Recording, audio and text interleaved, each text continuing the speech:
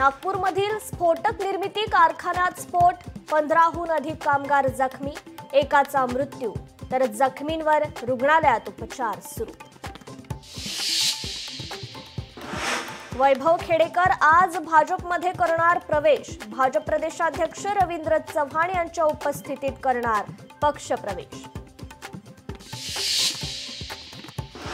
मुख्यमंत्री फडणवीस आज नागपुरातल्या ओबीसींच्या उपोषणाला भेट देणार। जरांगेंच्या उपोषणानंतरही ओबीसींचं उपोषण सुरूच, नाराज तायवाडे यांचीही मुख्यमंत्री भेट घेणार। मराठा समाजाप्रमाणे ओबीसींसाठी मंत्रिमंडळ उपसमिती गठीत, समितीच्या अध्यक्षपदी चंद्रशेखर बावनकुळे असल्याची सूत्रांची माहिती।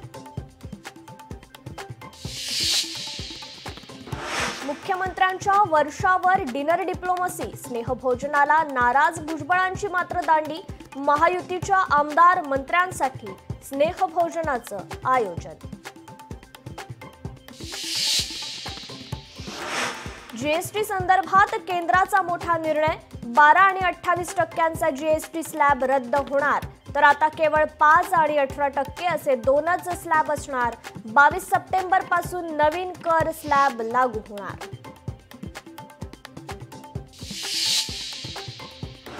मुख्यमंत्र्यांच्या शासकीय निवासस्थानी राज ठाकरेंनी घेतलं गणपती बाप्पाचं दर्शन, मुख्यमंत्र्यांच्या वर्षा निवासस्थानी सपत्नीक घेतलं गणरायाचं दर्शन।